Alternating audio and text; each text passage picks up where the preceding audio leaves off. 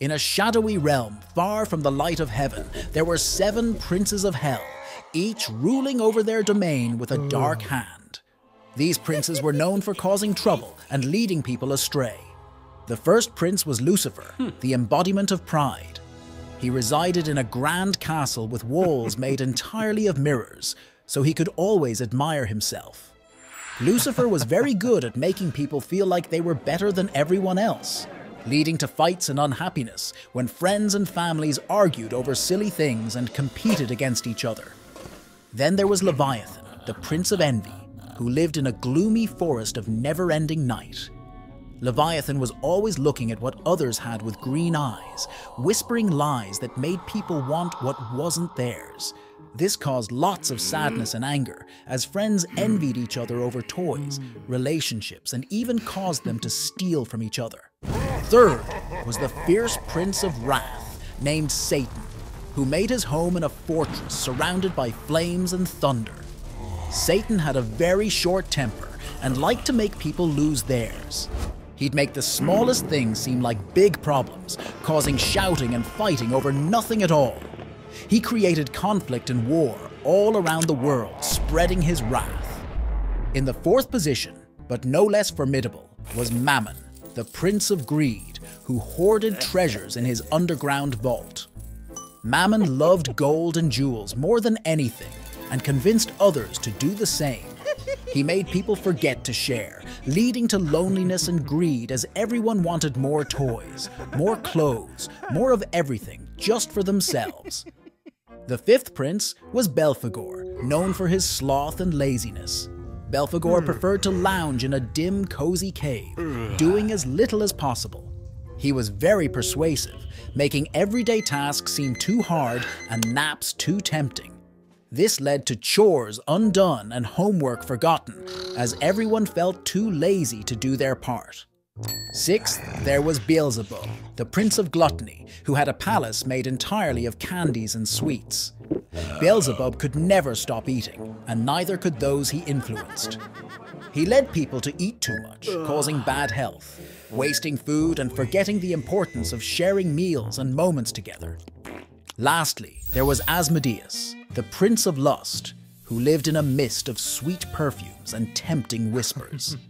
Asmodeus made people chase after their desires without thinking of the consequences, leading to broken friendships and hurt feelings as people forgot to care for each other's hearts. One day, a bright light shone in this dark realm, bringing a message of hope and love. A heavenly savior named Jesus Christ challenged the princes by teaching the people about kindness, patience, and generosity. Little by little, the people started to see the prince's tricks for what they were. They learned to be happy with what they had, to calm their anger, to share their riches, to complete their tasks, to enjoy food in moderation, and to love one another truly. As this happened, the influence of the 7 princes of hell became weak and started to wane. Jesus filled the world with light and love. Because of him, people were freed from bad habits and found happiness in loving each other and God, bringing the kingdom of heaven. When Moses, who grew up in Egypt as a prince, returned from exile, he confronted Pharaoh with a very important command from God: "Let my people go." But Pharaoh, who was very stubborn, said no. He didn't care that the Israelites were suffering and wanted to be free. So God sent 10 plagues to Egypt. The first plague was really strange. The Nile River, where all the water came from, turned into blood. The water became red and thick. It smelled really bad and all the fish died. People couldn't drink or use the water. It was a big problem for everyone. But Pharaoh didn't change his mind. Then, God sent a plague of frogs. They came from the river and were everywhere. In houses, beds, and even in the food. The noise from all the frogs was super loud, but Pharaoh still didn't listen. After the frogs, God sent a plague of lice. They were everywhere, crawling into hair and onto skin. They made everyone itchy, even the animals. It was really uncomfortable. People tried to get rid of them, but it was impossible. Even in this discomfort, Pharaoh's mind was still not changed. Then the fourth plague hit, and wild animals started showing up everywhere. They went into people's houses and walked around the streets, making everything scary and messy. Lots of animals took over, making it unsafe to go outside. Everywhere was filled with the noise of these wild animals. But even with all this trouble, Pharaoh still wouldn't change his mind. The fifth plague was very sad. A sickness hit all the animals like cows, sheep, and horses. They got so sick that they died. This was a big problem for the Egyptians, who needed these animals. People were very sad, but Pharaoh was still as stubborn as before. The sixth plague was painful boils. Really bad sores that popped up on everyone's skin. It hurt a lot, made people very uncomfortable, and made it hard to move. It was a constant reminder of the ongoing plagues. Even with all this pain, Pharaoh's heart was still hard. Next, God sent the seventh plague, a huge hailstorm. This wasn't just regular hail, it was big chunks of ice mixed with fire falling from the sky. It smashed the plants and trees and hurt anyone outside. Egypt had never seen such a violent storm, but Pharaoh still wouldn't budge. After the hail, God sent the eighth plague, locusts. They came in a giant swarm and ate up everything green that was left. The fields, the trees, all the plants, everything got eaten up. The sky was black with locusts, but Pharaoh was still stubborn and would not change his mind. Then the ninth plague came, darkness. But this was no ordinary darkness. It was so dark that you couldn't see anything at all for 3 whole days. People couldn't leave their homes, and it was scary being in such deep darkness. But still, Pharaoh didn't change his mind. Finally, the last and worst plague came. It was the saddest night in Egypt. The firstborn child in every family, and even the firstborn of the Pharaoh, died. From the smallest house in Egypt to Pharaoh's big palace, everyone was sad and crying. This was the moment when Pharaoh's heart finally changed. After Pharaoh's heart finally changed, he told Moses, "Take your people and leave Egypt." So Moses led the Israelites away from their life of hardship towards freedom. But this was not the end of their story. As the Israelites packed their belongings and left Egypt, they were filled with hope. They walked with their families and animals, carrying bread that hadn't even had time to rise. The night was quiet, but their hearts were loud with joy. But soon, Pharaoh's heart turned hard again. He thought, "What have we done, letting all those people go?" So Pharaoh changed his mind. He called his soldiers and got his chariots ready. With his army, Pharaoh chased after the Israelites, wanting to bring them back.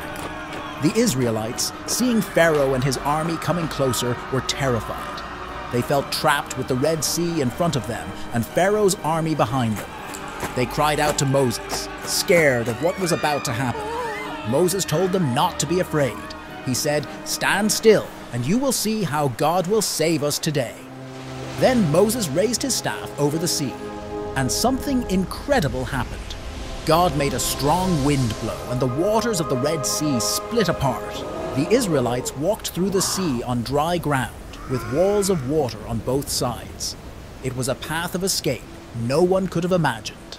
As they walked all night, their path illuminated by a miraculous light, they marveled at the sights around them. Through the clear walls of water, they could see fish of every color and size, swimming in and out of the coral in the sea's hidden depths. They saw creatures they had never seen before, wonders of the deep that glowed with their own light, casting a beautiful glow on the path ahead. By morning, they had reached the other side, safe from Pharaoh's reach. When Pharaoh's army tried to follow them through the sea, the waters came back together. The chariots, horses, and soldiers were all swept away. Pharaoh's army couldn't hurt the Israelites anymore. After crossing the sea, the Israelites knew they were truly free. They sang and danced, praising God for the great escape. Moses and the people looked back at the sea, thankful for the miracle that led them to freedom. This incredible journey showed the Israelites that with faith in God, even the deepest waters can part, making a way where there seemed to be none. In the last book of the Bible, called Revelation, There's a story about a mysterious creature called the Beast. Imagine a creature that is super powerful and kind of scary looking, with piercing eyes and sharp, twisted horns. This beast comes out of the sea. The beast is so strong and intimidating that people all over the world are amazed by it. They start to follow the beast, listening to it instead of remembering what's good and right. The beast has a partner, a monster that comes out of the earth. This monster has 2 horns and is like the beast's biggest fan and helps it by convincing more people to follow the beast. It even performs tricks and wonders to make people believe that the beast is great and powerful. One of the scariest things about the beast is that it talks against everything that is truly good and stands against God. It tries to convince people to do the same, leading them away from love, kindness, and truth. The beast and its partner have a special mark called the Mark of the Beast. They say that everyone needs to have this mark on their hand or forehead. But the mark isn't good. Having it means people are choosing to follow the beast and forgetting about what's truly important, being kind, loving, and doing what's right. The 2 beasts rule for many years and deceive a lot of people away from what is good. But here comes the hero of our story, the King of Goodness, shining brighter than the sun, ready to put an end to all the mischief and bring back peace and happiness. Imagine him riding on a white horse, leading a mighty army of good guys, all ready to stand up for what's right. The battlefield is unlike any other, where the fight isn't just with weapons, but with truth and justice. The beast and his team of bad guys, all set to protect their kingdom of lies, shout and scream, ready for battle. They throw their worst at the King of Goodness, lies like fire, confusion storms, trying to beat the light. But the King of Goodness isn't fighting alone. Behind him stands an army of angels, those who picked the side of light, even when it was tough. Wearing shining armor, they show how strong and loving goodness really is. As the fight starts, the King of Goodness shouts out a challenge that booms like thunder. The beast and his minions rush forward, full of false confidence. But then, with an effortless wave of his hand, the king sends out a flash of light so bright it's like daytime, cutting through the beast's lies like a sharp sword. Suddenly, the angels fight back with divine thunder, striking the demons hard. This action turns the tide. The beast's forces start losing their strength and power. The battle shifts, and now the weakened beast and his followers are caught by the light's side. With the beast now powerless, the King of Goodness orders them to be thrown into the lake of fire. This pit is a symbol of their defeat and the end of everything bad and false. As the beasts are hurled into the lake, their roars of defiance turn to cries of defeat. The fire consumes their power, ensuring they can no longer harm or deceive. The sky clears, and a new dawn breaks, symbolizing the victory of good over evil, truth over lies. This moment marks not just the end of the beasts, but the beginning of a new era of peace, love, and truth. It's a vivid reminder that in the end, goodness prevails, and those who stand for what's right, even in the face of great evil, will see a new world where happiness and love reign forever. Long ago, before the world as we know it existed, there was a beautiful angel named Lucifer. He was one of God's most magnificent creations. In heaven, Lucifer was known for his brilliance and beauty. He was adorned with precious stones, and his appearance was radiant, reflecting the glorious light of God. Lucifer was not just any angel, he was among the highest ranking, possessing great wisdom and power. He was a leader of worship and was deeply admired in heaven. His role was to bring glory to God through music and praise. However, something changed in Lucifer. Despite his high position and the honor given to him, he became proud. His heart was filled with vanity and greed for more power. He started to think that he should be as important as God. Lucifer wanted to be worshipped like God was, and this desire led him down a dangerous path. Lucifer's pride turned into rebellion. He convinced a third of the angels in heaven to join him, to turn against God and try to overthrow him. This was the first ever rebellion in heaven. Lucifer and his followers wanted to take control, believing they could rule better than God. But God, in his power and justice, could not allow this rebellion to succeed. There was a great battle in heaven. Michael, another powerful archangel, led God's angels against Lucifer and his followers. It was a fierce and terrible fight, but in the end, Lucifer and his rebellious angels were defeated. As punishment for his rebellion, Lucifer was cast out of heaven. He and the angels who followed him fell from grace and were thrown down to a realm far from heaven. This was the birth of hell, a place of darkness and separation from God. After his fall, Lucifer became known as Satan, which means adversary or accuser. He and his followers, now fallen angels or demons, became enemies of God and everything good. They roamed the earth, spreading lies and evil, trying to lead people away from God. The story of Lucifer is a powerful and sobering tale. It's a story about the dangers of pride and the consequences of rebellion against God. It reminds us that even the most beautiful and gifted beings can fall if they let pride take over their hearts. Lucifer's fall from heaven teaches us the importance of humility and the need to stay true to what is good and right. In the future, a day is coming when God will judge all the people who have ever lived. It is called Judgment Day, and it is when God decides who will go to heaven and who will be cast into hell.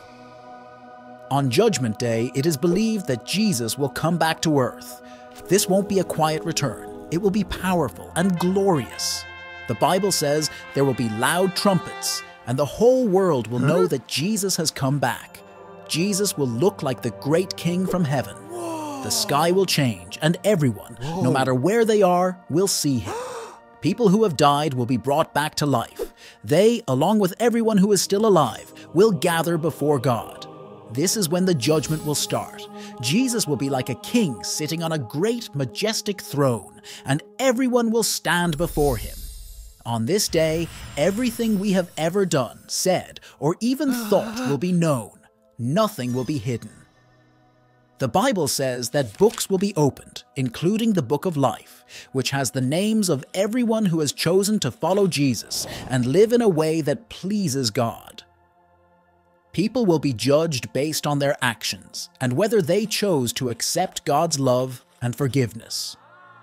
Those who have followed Jesus and have asked for forgiveness for the wrong things they've done will be invited to live with God forever in a new, perfect world called heaven.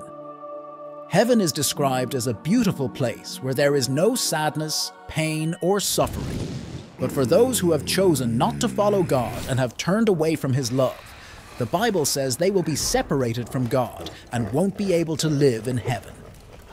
This part of Judgment Day is sad, and it's a reminder of how important it is to think about the choices we make. Judgment Day is about justice and fairness. It's a day when God will make everything right. All the wrong things in the world, like lying, hurting others, or being selfish, will be dealt with. It's also a day of hope for many people because it means that God's goodness and love will finally make everything in the world good and right. The story of Judgment Day teaches us that our actions and choices matter. It's a reminder to live in a way that is kind and good, to ask for forgiveness when we do wrong, and to care about others. It's also a story about God's promise to make a new world where everything is just, peaceful, and filled with love. At a big wedding party in Cana, everyone was laughing and dancing, but they ran into a big problem. They ran out of wine, and the party was about to get dull. But Jesus was there, and he did something nobody expected. He took jars filled with water, and with a simple gesture, turned the water into the most delicious wine the guests had ever tasted. The party lit up again, and everyone's jaws dropped, wondering how water had turned into wine. On another day, a huge crowd of 5,000 people gathered around Jesus, listening to every word he said. As the sun started to set, everyone realized they were really hungry, but all they had were 5 bread rolls and 2 tiny fish. It seemed impossible to feed so many with so little, but Jesus took the bread and fish, looked up to the sky, and gave thanks. Suddenly, the food started multiplying. Everyone ate until they were full, and there were even baskets of leftovers. It was like the bread and fish never ended. Once, while Jesus and his friends were sailing across the Sea of Galilee, a terrifying storm blew in. The wind howled, and the waves crashed into the boat, making everyone think they were going to sink. But Jesus was calm amidst the chaos. He stood up, stretched out his hand and said, "Peace, be still." Instantly the storm stopped, and the sea became as smooth as glass. His friends were amazed, whispering to each other, "Who is this? Even the wind and waves obey him." After that, on a different night, Jesus' friends were in a boat again, struggling against the waves. Suddenly, they saw a figure walking on the water towards them. It was Jesus, walking as if the stormy sea were a dry path. His friends were scared at first, thinking it was a ghost, but Jesus called out to them, telling them not to be afraid. Walking on water, he showed them there was nothing to fear when he was with them. In Jerusalem, there was a man who had been blind from birth.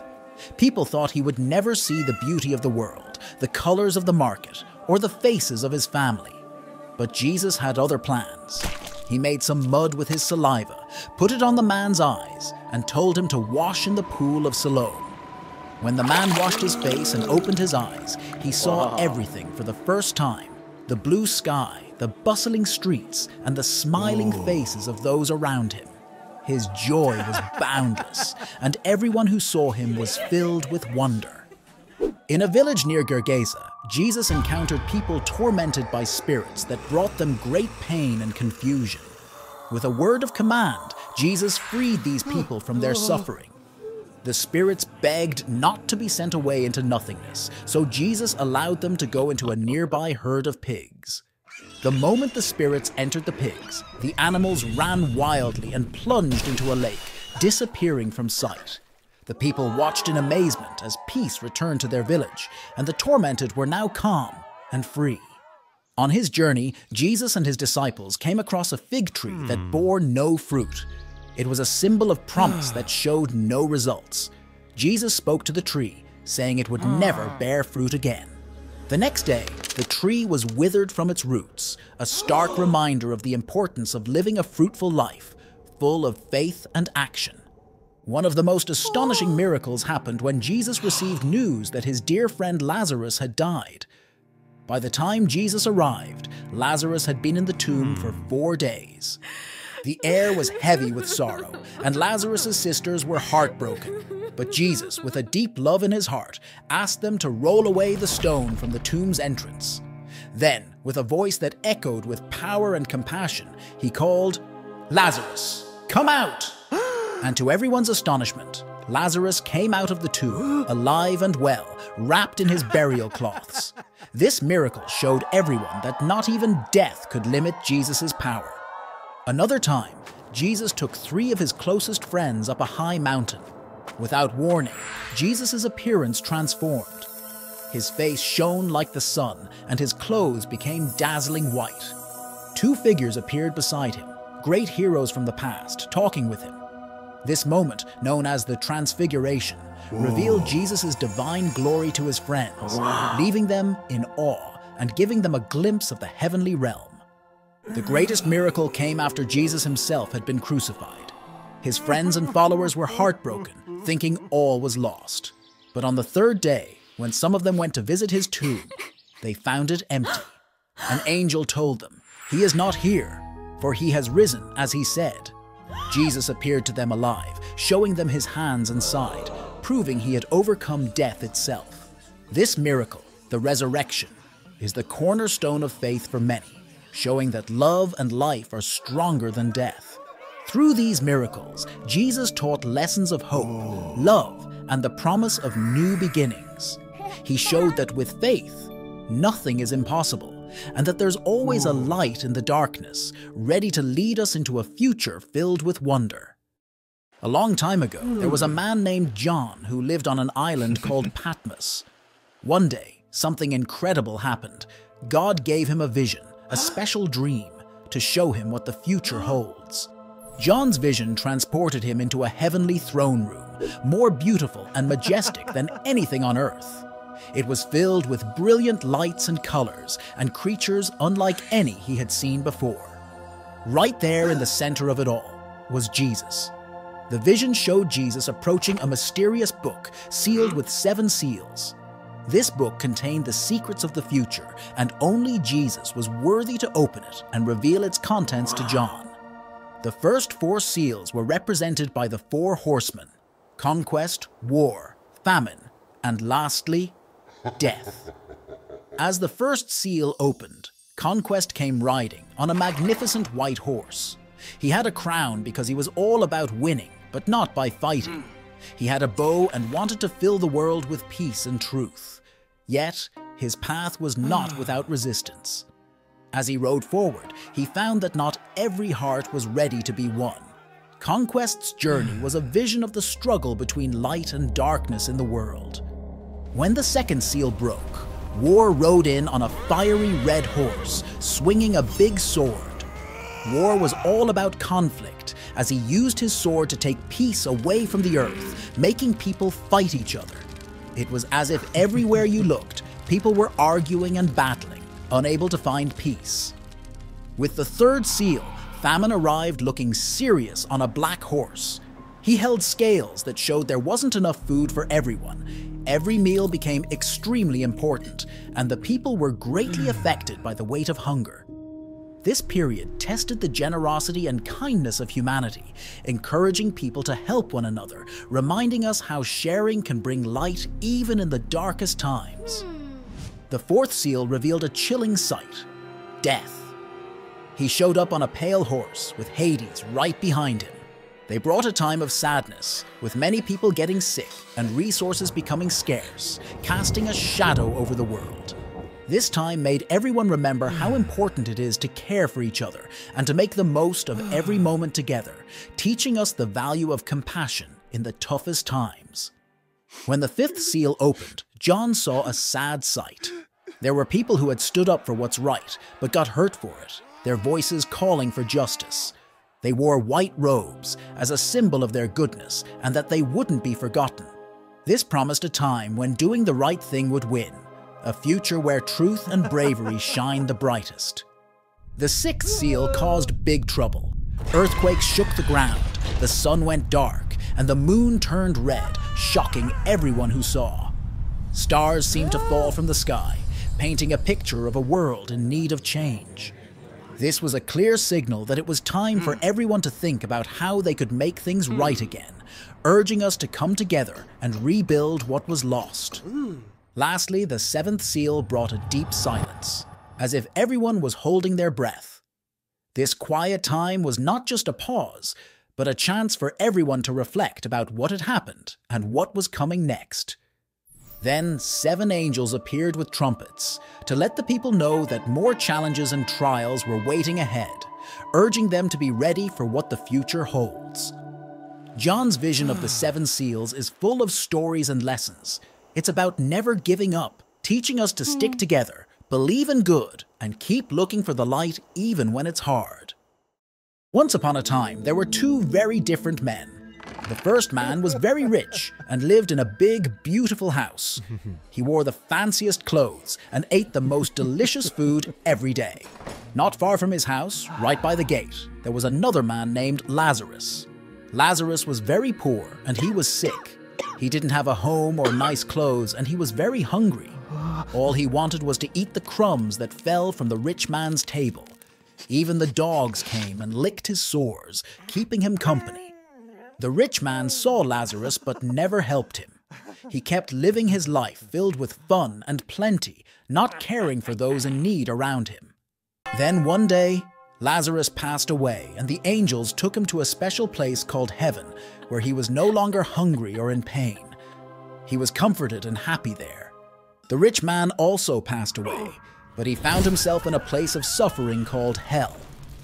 He was in great pain and very thirsty, but there was a huge gap between him and Lazarus, and he couldn't reach the place where Lazarus was.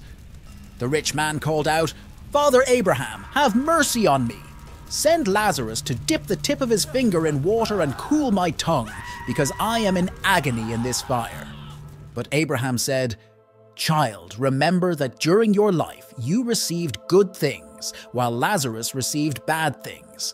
But now he is comforted here, and you are in agony. And besides all this, there is a big gap between us and you, so that those who want to go from here to you cannot, nor can anyone cross over from there to us." The rich man then asked if Lazarus could be sent to warn his brothers, so they wouldn't end up in the place of suffering too. Abraham told him that his brothers could listen to the words of Moses and the prophets who teach us how to live well. As the story concludes, the message becomes clear. Life is not just about the wealth we accumulate or the pleasures we enjoy.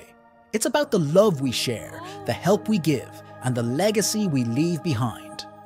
The tale of Lazarus and the rich man teaches us to look beyond our desires and to care for those around us, for in doing so, we find the true essence of humanity and the path to lasting peace and happiness. In the realm beyond the clouds, in a city called Heaven, there lived countless angels, each with their unique roles and duties, all coexisting in perfect harmony and peace. Among these celestial beings was Micheal, known throughout heaven not only for his strength, but also for his wisdom and fairness. Micheal's life in heaven was filled with joy, purpose, and the serene beauty of the divine kingdom. Heaven itself was a sight to behold, with streets of gold that shimmered under the eternal light and rivers clear as crystal flowing through lush gardens.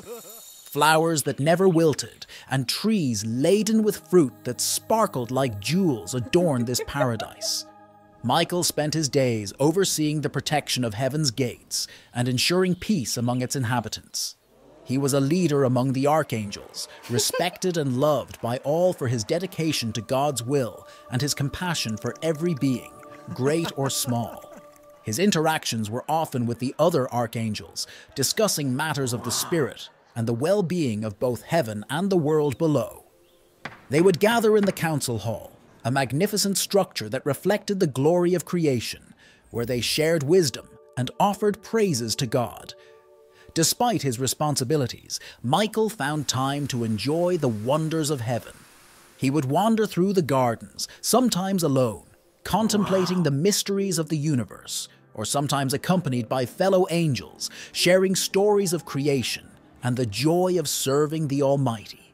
The peace of heaven was profound, a peace that transcended understanding. It was a place where no shadow could exist, where every heart was filled with love, and every soul was in perfect communion with God. This was Micheal's home, a haven of goodness and light, a testament to the beauty and perfection of divine love. But peace would not last forever. There was one angel named Lucifer, who was very beautiful and shone like the morning star. However, Lucifer's heart grew dark with pride. He wanted to be above everyone, even God. This led to a great sadness in heaven, for such thoughts were against the love and unity that held it together. One day, Lucifer decided to rebel against God. He convinced a third of the angels to join him, promising them freedom and power. But this was a grave mistake, for no one could stand against the love and might of God. When Micheal learned of Lucifer's rebellion, he knew he had to act fast to protect heaven and its peace. God gave Micheal the task of leading the loyal angels against Lucifer and his followers. It was going to be a battle unlike any other, a battle between light and darkness, right in the heart of heaven. The day of the battle arrived. The sky above heaven was filled with the sounds of clashing swords and the bright flashes of armor. Micheal, with his sword of pure light, led the charge against Lucifer. The battle was fierce, with Micheal and his angels moving quickly, dodging dark flames and countering attacks with bursts of brilliant light. Lucifer, with his own powerful sword, fought back with all his might. Around them, the sky turned into a canvas of chaos, painted with streaks of light and shadow as the angels fought. Both forces suffered great losses. A battle like this had never happened in heaven before, and Lucifer's forces used dark power to their advantage. Despite Lucifer's strength, Micheal's determination and faith were unbreakable. With a mighty shout, Micheal called upon the power of good, and his sword shone even brighter. In a decisive moment, he struck at Lucifer. The impact was tremendous. Lucifer, unable to withstand the power of Michael's faith and the unity of the loyal angels, was defeated. Lucifer and his followers were cast out of heaven, falling like meteors far away from the light. Michael and his angels stood victorious, but their hearts were heavy for the loss of their brothers. Peace returned to heaven, yet the battle was a reminder of the importance of humility and loyalty. From then on, Michael was celebrated as the protector of heaven, a true hero who stood firm in the face of darkness. His bravery and faith had saved the realm of light, ensuring that love and unity would reign forevermore. And so, the story of Michael's battle with Lucifer became a legend, teaching all about the power of goodness and the dangers of pride. One day, Paul was praying when suddenly a whirlwind of light appeared to him. In the blink of an eye, Paul found himself floating up into the sky, higher and higher, past the clouds, and into a place like no other. He landed softly on ground, made of clouds that sparkled like diamonds. This was no ordinary place. This was heaven. Paul looked around in wonder. The first thing he noticed was the music. It was as if every beautiful sound he had ever heard was being played all at once by angels. They had wings that glowed, and their music made the air dance with colors. Then Paul saw something amazing. Animals he had never seen before. There were lions with wings, talking to peacocks with silver feathers, and gentle giants that could float. Everywhere he looked, there were creatures full of joy and peace. In front of Paul, there was a path with holy light leading to a magnificent palace. The palace was made of a crystal so clear you could see the rainbow inside it. As Paul walked, flowers along the path bloomed just for him. Suddenly, in front of the palace, Paul saw a figure so bright he could hardly see. It was Jesus, surrounded by a dazzling light. Jesus smiled at Paul, and his heart filled with a happiness he had never known. Jesus didn't speak with words, but Paul could understand everything he wanted to say. It was as if love itself was talking, telling him secrets about joy and peace. Jesus showed Paul a river that sparkled with life. The water was not just blue, it was alive with every color Paul could imagine. Along the riverbank there was a tree that bore 12 kinds of fruits, one for each month, and its leaves could heal anything. Paul wanted to stay forever, but his visit had come to an end. The whirlwind of light gently carried him back down to earth. He landed back where he started, filled with incredible joy and peace. He knew he had been given a glimpse of heaven to share hope with everyone, to tell them about the amazing love and wonderful place that awaits those who believe. Paul could hardly find the words to describe what he saw and felt, but he tried his best, telling everyone about the music, the animals, the river of life, and most importantly, the endless love of Jesus Christ. And even though it was hard for people to understand everything, they could see the truth in Paul's eyes and the love in his heart. They knew he had seen something extraordinary, a glimpse of heaven, and it filled them with hope and joy, knowing that paradise is real.